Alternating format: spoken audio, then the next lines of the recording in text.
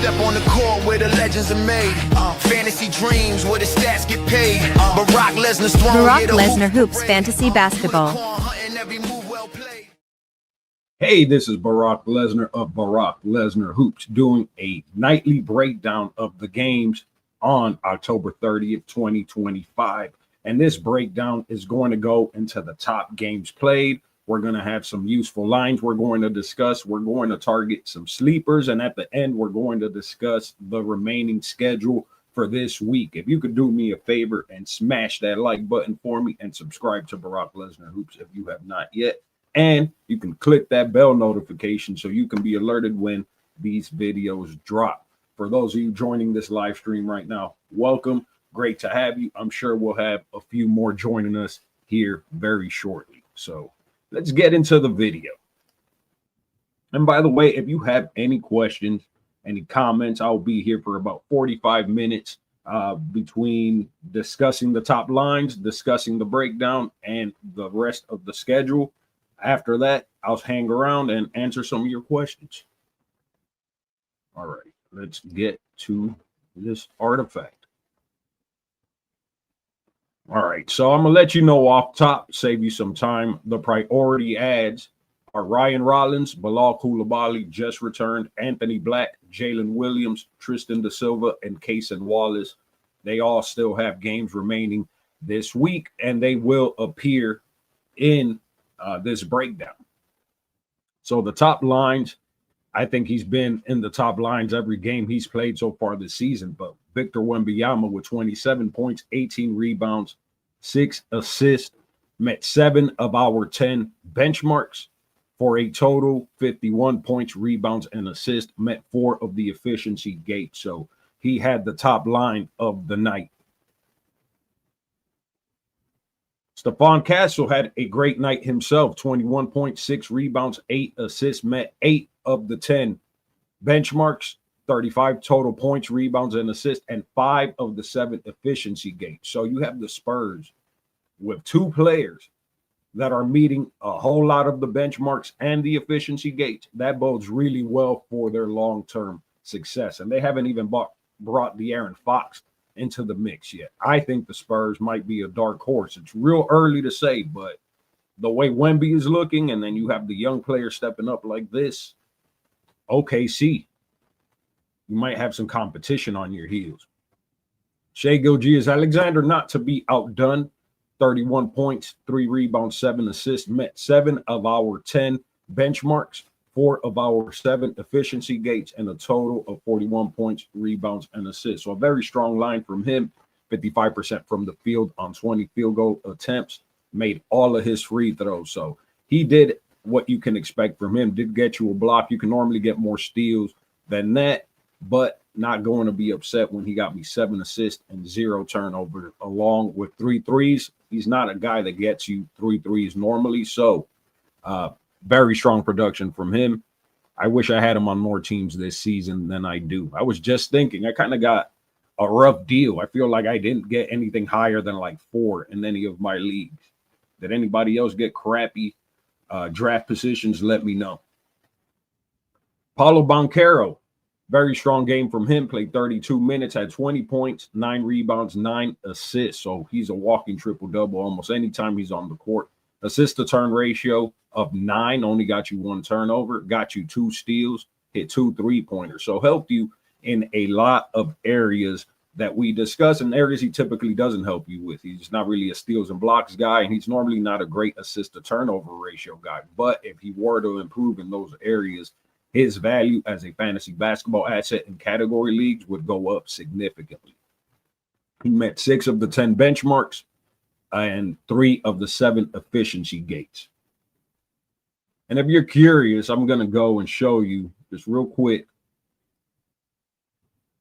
the benchmarks that I'm discussing. So these are the benchmarks I'm comparing against. For guards, there's certain benchmarks, and for bigs, there are certain benchmarks. They don't differ too much, but it's acknowledging the fact that NBA players have different roles and different responsibilities. Typically, you're going to get less assists from big men than you will from a guard, and you're typically going to get less rebounds from a guard that you'll get from a big man. So it's trying to acknowledge that reality. So if you want to pause the video and check out the benchmarks and familiarize yourself with them. And there are some other things that I do account for. So players must play at least 21 minutes. And for assist to turnover ratio to count, they need to have at least 2 assists. Field goals, they need at least 7 attempts, and free throws, they need at least 4 attempts, because efficiency does not matter if there's no volume behind it. All right, we'll get back to the breakdown. I just wanted to give that explanation because I feel it makes more sense if you understand the benchmarks, why I'm highlighting these players for you. So Ryan Rollins, he's been on these videos frequently, and his production continues to go up. He got more usage than normal because of Giannis not playing, but he got 32 points, 3 rebounds, 8 assists, hit 5 3-pointers, and assist to turnover ratio of 8. No steals or blocks, but this guy came out of nowhere and is now putting up all-star production a few games in a row now, and he only continues to improve. Will Kevin Porter Jr. get that starting role back? It remains to be seen. He only met 2 of the 7 efficiency gates, which probably kept him from being one of the top lines. He only hit 5 of the 10 benchmarks, but still, for a guy that was widely available just a few days ago, make sure he's not on your waiver wire, even in a 12-team league, maybe even in a 10-team league at this point. We did get the return of Bilal Coulibaly.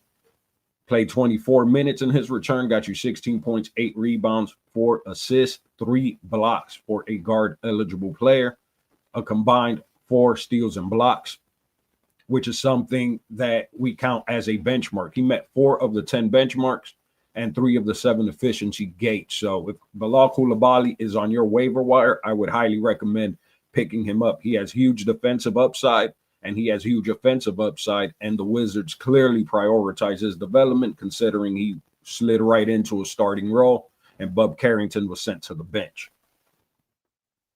So some of the useful production lines: LaMelo Ball, 17 points, 7 rebounds, 13 assists. Only met 4 of our 10 benchmarks, though, which is why he did not make the top lines. Assist to turnover ratio 4.3, something I want to see from him, because in the past he has hurt you with the turnovers, even though he gets you a lot of assists. Andrew Wiggins, 24.6 rebounds, 2 assists. He's been producing at a high level with Norman Powell missing the last few games. He got you 2 steals, got you 2 3-pointers, made 11 of his 18 field goals, missed both of his free throws. So until Norman Powell returns, Andrew Wiggins is likely to have some short-term value. Strong scoring performance for Isaiah Hartenstein, who hasn't really been scoring so far this season, but got you 17 points, 8 rebounds, 5 assists. You normally can't count on him to get you some assists from the center position. 2 steals, no blocks. I normally depend on him to get me more blocks than that. 3 turnovers, also higher than I expect from him. He's a guy that can get you an assist to turnover ratio of 2 more often than not. Made 7 of his 11 shots, so helped you there. Met 4 of our 10 benchmarks. So if you picked him up, he's not going to be on waiver wires, but if you drafted him, hold on to him. Wendell Carter Jr., 18 points, 8 rebounds. This is a big guy that you can get on waiver wires. I picked him up in a few leagues, and even though his production has been pretty boring, this is a promising game because if he can score closer to 17, 18 points consistently and get me those double-digit rebounds, get me a sprinkle of assists, and if he can continue hitting 3-pointers, he hit 3 3-pointers, assist to turnover ratio of 3. That's very useful production for my Brock Lesnar Hoops system. 6 out of his 9 field goal attempts and 3 out of his 4 free throws. So he helped you in several areas, met 4 of the 10 benchmarks. Check if he is in your waiver wire and you need a big man. Ajay Mitchell, 20 points, 1 rebound, 2 assists, and he continues to produce on this OKC team. He continues to get minutes, and he continues to put up shots. He had 15 shot attempts, so even though he only made 40% of them, he did get 6 free throws and made 6 of those. So he's been, I think, part of this list almost every single night. So at this point, excuse me, it's looking like more than a mirage. Jonathan Kuminga, 24 points, 8 rebounds, 4 assists, 2 3-pointers made 7 of his 11 shots, met 5 of the 10 benchmarks, a total of 36 points, rebounds, and assists. Alex Sarr played 26 minutes, had 8 rebounds, assist to turnover ratio of 2, got you 2 3-pointers and 2 blocks. 2 3-pointers, 2 blocks. He's hitting more 3-pointers than he was at the beginning of the season, and he still managed to shoot 50% from the field. So if he can get you 3-pointers and continue to not kill your field goal percentage, I think Alex Sarr is going to be on a lot of championship teams this season. Do you have Alex Sarr? Let me know in the comments. Another 3-and-D guy I'm a fan of. Started the season off rough, but finally had a bounce-back game. I told you guys to be patient. He will be better. Myles Turner with 17 points, 7 rebounds, 3 assists. Got you a block, 3 3-pointers. Only 1 turnover, made 7 of his 12 field goal attempts. So he's a stretch big, has a lot of upside, and will have a lot of opportunity on a Bucks team, which broke out the checkbook to bring him to Milwaukee. So he will have a lot of opportunity to prove himself. And I think by December, you'll be happy to have him on your team. That is my prediction. Anthony Black played 30 minutes, had 20 points, 2 assists, had 3 3-pointers, made 8 of his 13 field goal attempts, and took 1 free throw. So Anthony Black has been more of a deep league special, continues to be a deep league special, but keep an eye on him. If he continues to play 30 minutes per game, I could see him being on even the 12-team radar. Not right now. I think it's too soon to say that.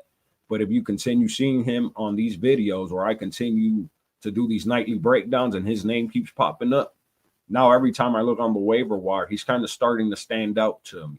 So at the very least, put him on your radar.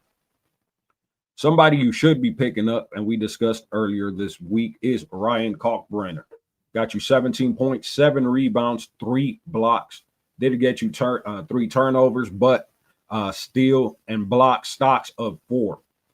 8 of his 9 field goals made. Only took 1 free throw, but he made that. So low, no, I don't want to say a low and big. High upside, big, that's very available still right now. Jimmy Butler played 36 minutes, had 23 points, 10 rebounds. Got you a steal, a block, a 3-pointer, made 7 of his 18 shots, so 39% from the field on 18 shot attempts. That's atypical from him. He's normally going to be way more efficient than that, but he did get you 8 of his 8 free throws. Met 5 of the 10 benchmarks, 36 total points, rebounds, and assists. So outside of the poor shooting performance, very happy with that production from Jimmy Butler. A sleeper guy that might be available in the majority of your leagues and a good streamer for the remainder of the week is Tristan da Silva. Got you 19 points, 3 rebounds, and assists. Hit 3 3-pointers. The assist to turnover ratio non-existent, but took 11 shot attempts, made 5 of them, hit all 6 of his free throws. So I'm considering him as a streamer for the remainder of the week, and I think you should as well. Simone Fontecchio, somebody else that's benefiting from the absence of Norman Powell, had 18 points, 3 rebounds, 2 assists, hit 5 3-pointers, assist to turnover ratio of 2, took 9 shot attempts, made 5 of them, hit all 3 of his free throws. So a guy that's widely available even in some deep league formats, pick him up. All right, so these guys are edge cases, which means they had strong games, but they did not meet the very strict criteria that I have for inclusion. But consider this like an honorable mention section. So Bam Adebayo had 31 points, 10 rebounds, 3 assists. But he only met one of my efficiency pillars, so he did not make the cutoff. Same with Steph Curry. Very nice production, volume production of 27, 6, and 4. But did not have any stocks, and the assist to turnover ratio was not where we needed. Same thing with Franz Wagner, Devin Vassell. Jonathan Isaac made the cut. He did not play enough minutes to qualify, but he did get a steal and 3 blocks in 15 minutes. So if you're in a deeper format, Jonathan Isaac is a guy that you can stream for some pretty reliable steals and blocks. On occasion, he'll get you some threes, and if he gets enough minutes, you'll see him have a random double-double. But really, he's more of a steals and block streamer above anything else. Isaiah Joe also had a strong game, 20.6 rebounds, got you 5 3-pointers made, took 12 shots, made 7 of them. But he only met one of our efficiency pillars, so he didn't make the cutoff. These guys, it's a new section that I'm discussing when I'm doing these breakdowns, and that's defensive or schedule signals. These are guys that are getting you steals, blocks, and they still have a strong schedule remaining. They have some games remaining for the rest of the week, because I think winning steals and blocks is key to having very strong teams. So if you can stream those steals and blocks consistently, you want to keep an eye on guys like this, like Cason Wallace, 12 points, 5 rebounds, 3 assists, 4 steals, and 2 blocks in only 27 minutes. So even though the offensive production was not there, that defensive upside is too huge to pass up. Jaylin Williams played 22 minutes, had 7 points, 9 rebounds, steals and blocks of 3, got you 2 steals and 1 block, hit 2 3-pointers. And we saw in preseason that he was getting you a good amount of threes and a good amount of blocks, but we didn't know if his playing time would be consistent. I'm still not going to pick him up in anything shallower than like 14 teams, but if he does ever get into a role where he's playing 25 plus minutes, he's going to be one of those 3-and-D guys that comes out of nowhere and then everybody's picking up. Julian Champagny played 30 minutes, had 2 steals and a block, assist to turnover ratio of 2. Only made 1 of his 6 field goal attempts, but again, he only made that cutoff because of the defensive potential.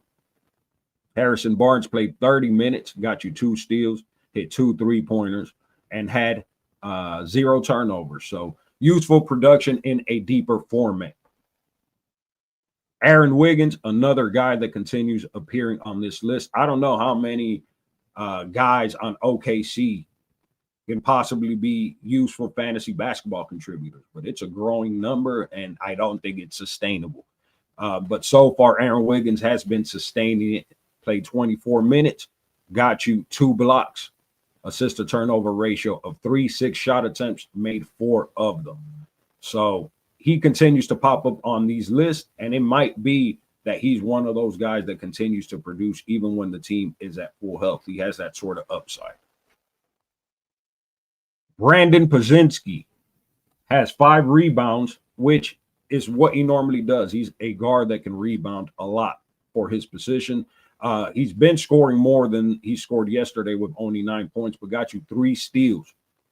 The defensive potential is there for them. The offensive potential is there as well. I don't like his field goal percentage and his free throw percentage. He has to improve there, but he can score. He can rebound. He's a little bit like Josh Hart in that way. He's like a poor man's Josh Hart. Who has Josh Hart here, by the way? Let me know in the comments if you have Josh Hart, how you're feeling about him so far this season. Are you holding on? Are you dropping him? Are you moving on? Let me know. Draymond Green makes our list as well with 6 assists, a steal, and a block. Not going to find him on many waiver wires, but at least wanted to acknowledge him. Cole Anthony had 16 points, 3 rebounds, 2 assists, a steal, a block, 2 3-pointers made, hit 7 of his 15 shot attempts. So Cole Anthony might be another beneficiary in the short term until the Bucks are at full health. He should be available in a lot of deep leagues also. Gary Trent Jr., another Bucks player that I value because he can get you a good amount of steals and a good amount of blocks. He got 29 minutes, so the playing time has been there, and I think the playing time will be there even when the team is healthy. Now, keep in mind, he took 14 shot attempts and only made 4.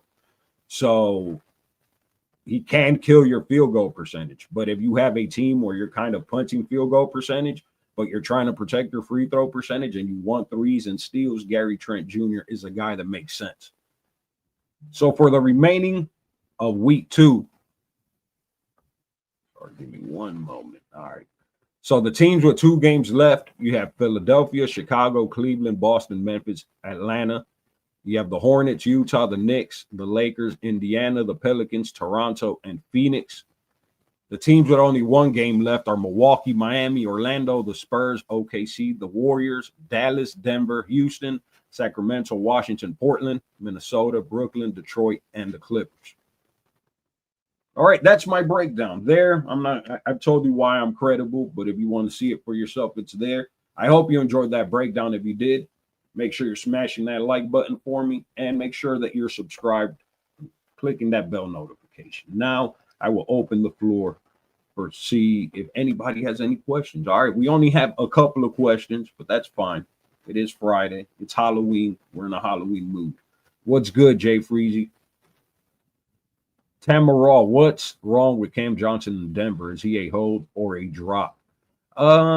It's still very early in the season, man, and he's on a new team. Ultimately, I think playing with Jokic is going to be a positive for him. But if it's going to be a positive tomorrow or next week, that I can't tell you. If you want to drop, I don't think his upside is that great that you're going to lose sleep. But he's probably going to be better than he is right now, and you might miss on a guy that is doing really well right now because you're holding him for too long. So I think he's one that you could drop and not feel too guilty about it. All right. Well, that is my live stream. Thank you so much for watching. Thank you so much for being here. Thank you so much for your support. Oh, we got one more question. Do you think the Jazz are tanking this year, thinking of selling high on Kessler? I mean, Kessler's looking really good. I still don't trust the health of Lauri Markkanen. And I don't trust that he's going to continue hitting threes the way he is. The only other center I've seen come out of nowhere hitting threes like that was Brook Lopez, and he ended up making it a huge part of his game. It's hard to know what the Jazz are doing. Let me look up their exact record. I'm curious. Jazz record right now. So they're at 50%. They have the 8th seed. I would hold on to him right now. I wouldn't let go of him just yet.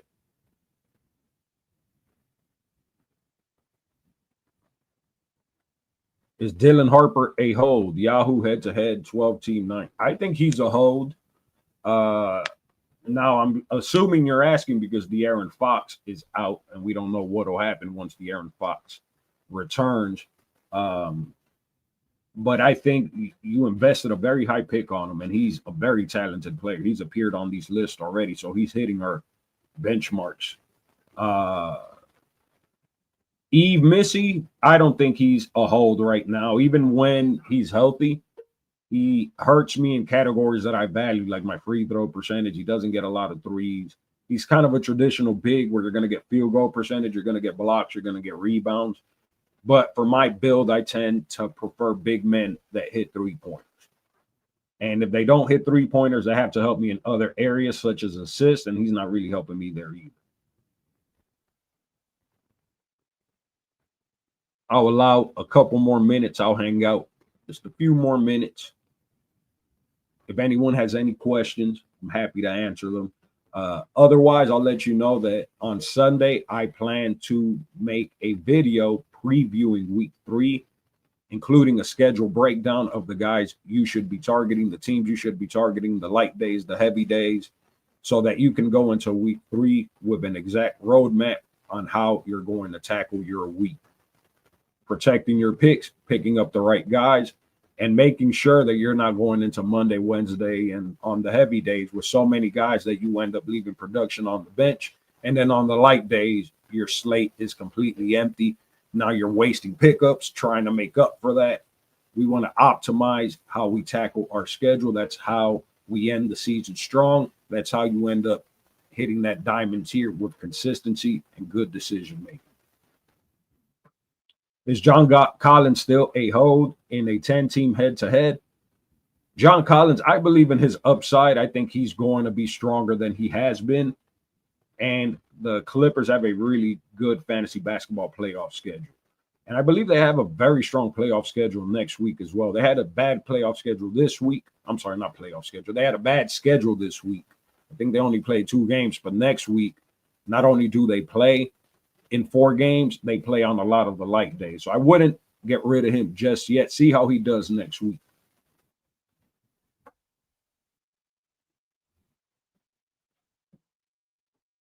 All right. I'll allow another 30 seconds for any more questions.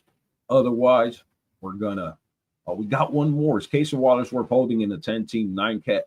Yeah, he made this list today because of his defensive potential. The steals, the blocks, the threes, and he tends to be efficient. Is good enough for you to hold on to him right now. But in a 10-team league, the thing is, it's so shallow that there's always really good players on the waiver wire for the most part. But if you need the steals and the blocks, then it makes sense to hold him. If you're great in those categories and he's just adding to what you already have and you're weaker in other areas you can address, that's how you really should be tackling these players.